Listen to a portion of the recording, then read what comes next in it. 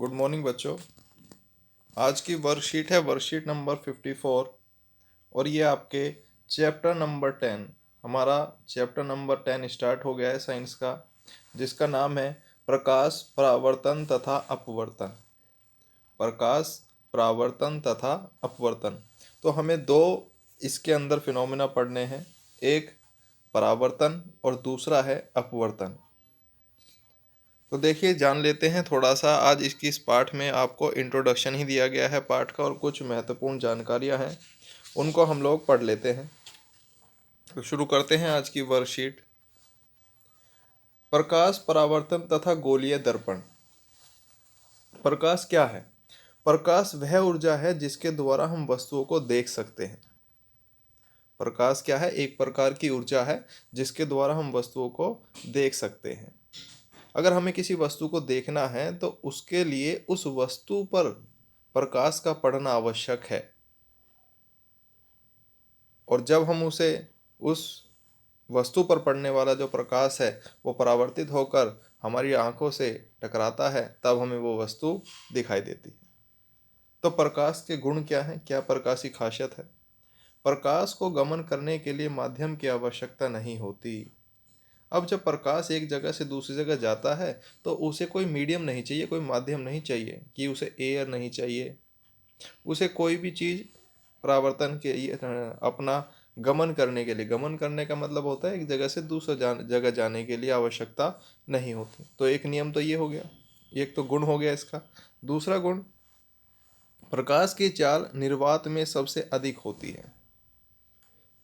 प्रकाश की जो चाल है, प्रकाश सबसे ज़्यादा तेज चाल से किस में चलता है?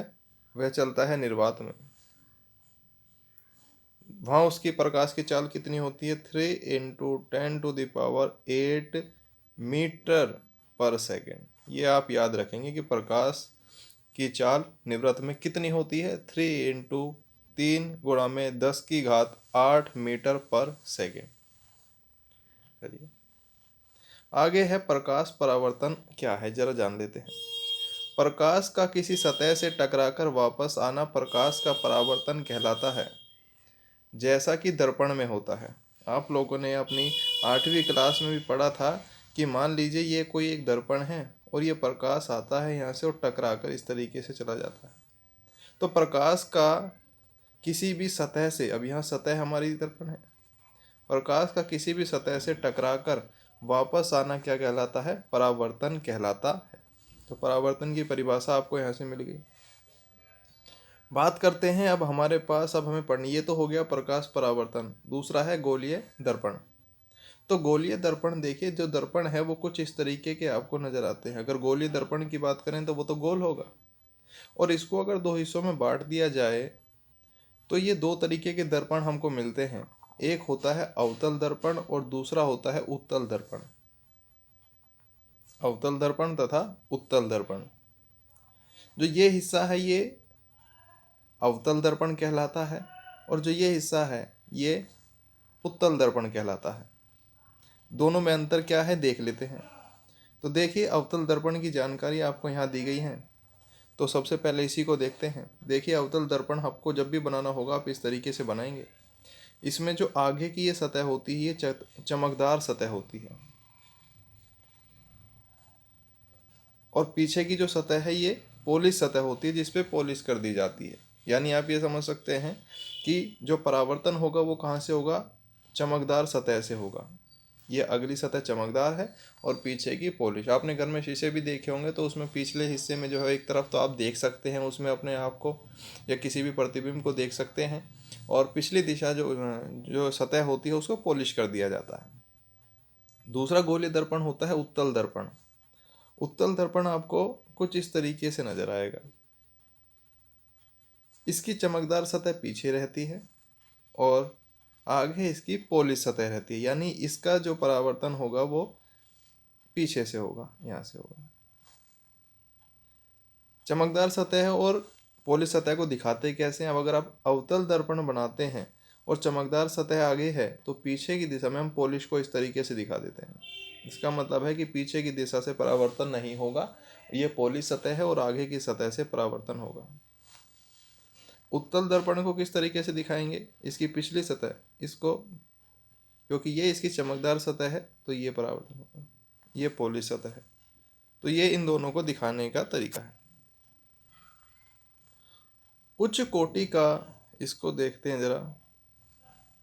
उच्च कोटि का पॉलिश किया हुआ सतह जैसे दर्पण अपने पर पड़ने पर अधिकांश प्रकाश को परावर्तित कर देता है। आप प्रकाश परावर्तन के नियमों से पहले से ही परिचित हैं, आइए नियमों को पुनः स्मरण करें। अब आपने प्रकाश परावर्तन के 2 नियम पढ़े थे अपनी 8th क्लास के अंदर, वही नियम यहाँ पर भी आपके आए हैं। क्या क्या है नियम, जरा देख लेते हैं।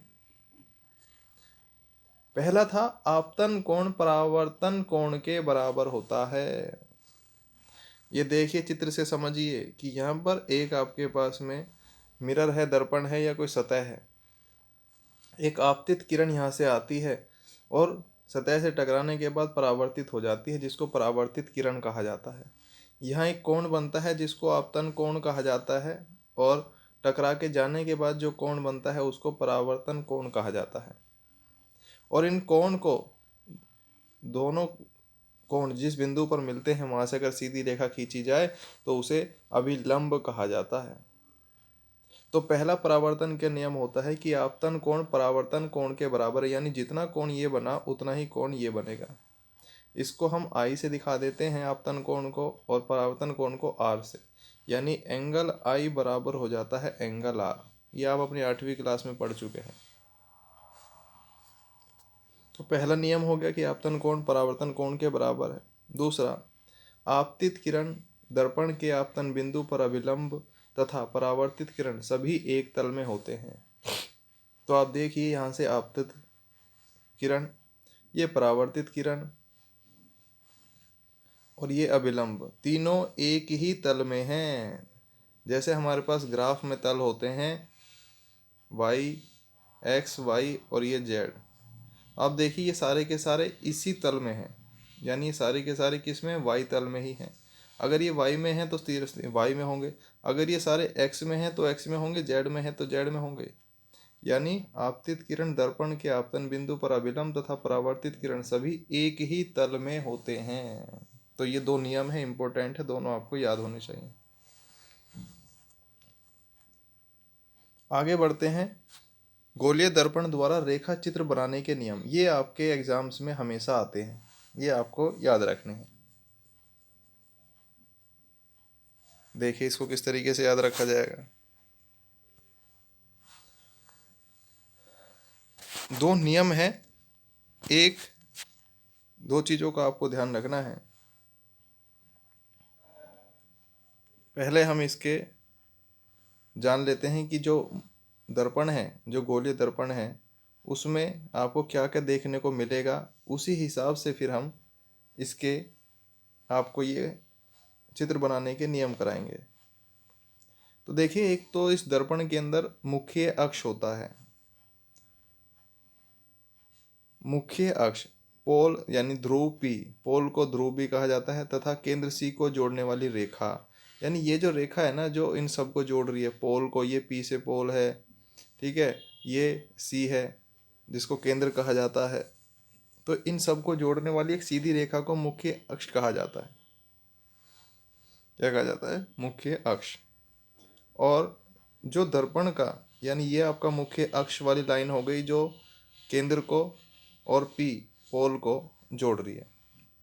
जो बीच का, दर्पण के बीचों बीच का जो पॉइंट होता है वो आपका पोल कहलाता है, ध्रुव कहलाता है। गोलीय दर्पण के परावर्तक पृष्ठ के केंद्र को पोल या ध्रुव कहते हैं।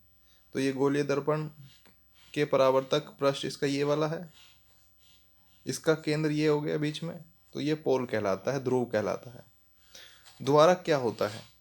अगर मैं इसको m नाम दे दूं और इसको n नाम दे दूं तो mn गोलीय दर्पण के परावर्तक पृष्ठ का व्यास को द्वारक कहते हैं। इसका जो व्यास है, ये कुल व्यास है, ये पूरा परावर्तक पृष्ठ का ये कुल व्यास क्या कहलाता है? द्वारक कहलाता है। उसके बाद है वक्रता केंद्र। वक्रता केंद्र क्या है? सी। वक्रता केंद्र क्या है? गोलीय दर्पण के परावर्तक पृष्ठ एक गोले का भाग होता है, गोले के केंद्र को वक्रता केंद्र कहा जाता है। अब ये देखिए ध्यान से, इसमें ये गोला था पूरा, इस गोले में से आपने काट के ये दर्पण निकाला। अब इस पूरे गोले का कोई ना कोई एक केंद्र रहा होगा, एक सेंटर रहा होगा, तो वही जो केंद्र है, गोले के केंद्र को ही वक्रता केंद्र कहा जाता है। उसके बाद है वक्रता त्रिज्या। अब वक्रता की त्रिज्या क्या होती है, आपको पता है कि किसी भी गोले में केंद्र से गोले तक की जो दूरी है वो त्रिज्या कहलाती है। तो ये तो आपका वक्रता केंद्र हो गया सी। वक्रता त्रिज्या क्या होगी, ये जो दूरी है, अभी आपकी दूरी क्या है, यहाँ से लेकर यहाँ तक की जो दूरी है वो क्या कहलाएगी, आपकी त्रिज्या कहलाएगी, आर कहलाएगी, वक्र की त्रिज्या, वक्रता त्रिज्या। उसके बाद है फोकस। फोकस क्या होगा, फोकस को हम एफ से दिखाते हैं और मुख्य अक्ष के समानांतर किरणों परावर्तन के बाद जिस बिंदु पर मिलती हैं या मिलती प्रतीत होती हैं उसको फोकस कहा जाता है। देखिए, अब मान लीजिए यहाँ से कोई एक, ये आपका मुख्य अक्ष था, ये सी था, केंद्र था, और ये आपकी त्रिज्या थी पूरी आर, और यहाँ पर कोई मोमबत्ती रखी थी, उसकी रोशनी यहाँ पर गई और टकरा कर वापस आई। तो जिस बिंदु पर टकरा कर वापस आती है वो आपका क्या कहलाता है, फोकस कहलाता है। आपका देखिए, मुख्य अक्ष के समानांतर किरणें परावर्तन के बाद जिस बिंदु पर मिलती हैं, परावर्तन के बाद जहाँ कर मिलेंगी वो फोकस कहलाएगा। फोकस की दूरी कितनी होती है, अगर ये मुख्य अक्ष है, ये आपका बिंदु है, केंद्र है सी, ये आपका पी है पोल, ये आपका एम एन है दर्पण, तो आपकी फोकस की दूरी, और आप मान लीजिए यहाँ आपका फोकस है एफ, तो इसकी पोल से कितनी दूरी होगी वो कैसे निकालते हैं हम लोग, तो जो दूरी होती है फोकस दूरी, वो एफ बराबर होती है capital R by two. R by two का आर क्या थी हमारे पास, त्रिज्या, कि भाई हमारी यहाँ से सेंटर से लेकर यहाँ तक की दूरी क्या थी, त्रिज्या थी। तो इस त्रिज्या का आधा क्या होती है, फोकस की दूरी होती है। ये बहुत इंपॉर्टेंट है आपके लिए, एग्जाम में न्यूमेरिकल आ जाता है कि फोकस की दूरी बराबर कितनी होगी, आर बाय टू, त्रिज्या का आधा कर दो। कि मान लीजिए आपके पास में कोई एक ये गोला था, इसकी त्रिज्या थी यहाँ से 4 सेंटीमीटर, तो इसकी फोकस की दूरी क्या हो जाएगी, आर, 4 सेंटीमीटर है तो फोकस क्या हो जाएगा, आर बाय टू, मतलब 4/2, यानी 2 सेंटीमीटर इसकी फोकस की दूरी होगी। तो ये फॉर्मूला आप याद रखेंगे सभी बच्चे। अब बात करते हैं कि किस तरीके से गोलीय दर्पण के जो चित्र हैं वो बनाएंगे हम लोग। देखिए, अवतल दर्पण का सबसे पहले देखते हैं। अवतल दर्पण के अंदर सबसे पहला चित्र हम देख रहे हैं, इसको कनकेव मिरर कहा जाता है इंग्लिश में, और उत्तल दर्पण को कॉन्वेक्स मिरर कहा जाता है। तो इसके नियम क्या है, पहला देखिए, मुख्य अक्ष के समानांतर प्रकाश किरण परावर्तन के बाद फोकस से गुजरती है।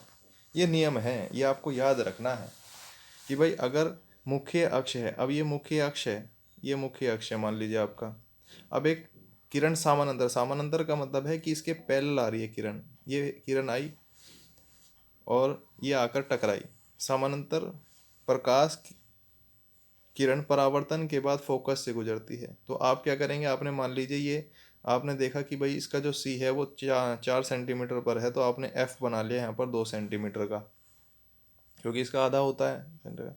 तो ये यहाँ से गुजरनी चाहिए फोकस से। नियम ये कहता है कि मुख्य अक्ष के समानांतर अगर कोई किरण आएगी तो वो दर्पण से टकराने के बाद फोकस से गुजरेगी। ये आपका पहले, तो देखिए यहाँ से एक समानांतर रेखा आई और एफ फोकस से गुजर गई, तो ये अवतल दर्पण का पहला नियम हो गया। दूसरा नियम क्या है, अच्छा ये सेम चीज उत्तल दर्पण के लिए भी है, क्योंकि लेकिन उत्तल दर्पण में क्या होता है, उत्तल दर्पण में ये वाला परावर्तन का होता है, तो ये टकराई, या तो वो टकरा कर पास हो या टकराती हुई प्रतीत हो। तो इस केस में क्योंकि यहाँ पर जो है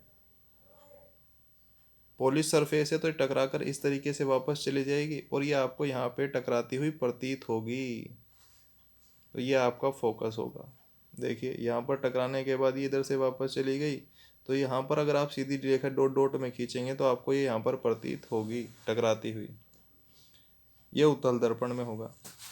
उसके बाद दूसरा है वक्रता केंद्र सी से गुजरने वाली प्रकाश किरण अगर कोई रेखा सी से गुजर रही है, मतलब केंद्र से गुजर रही है, तो परावर्तन के बाद सी से ही वापस आती है, मतलब जैसे जाएगी वैसे ही कैसे आ जाएगी, वापस आ जाएगी। तो देखिए ये सी से आई और सी से ही जैसे आएगी तो ऐसे एरो दिखाएंगे, जाएगी तो ऐसे, सी से आई और सी से ही वापस चली जाएगी।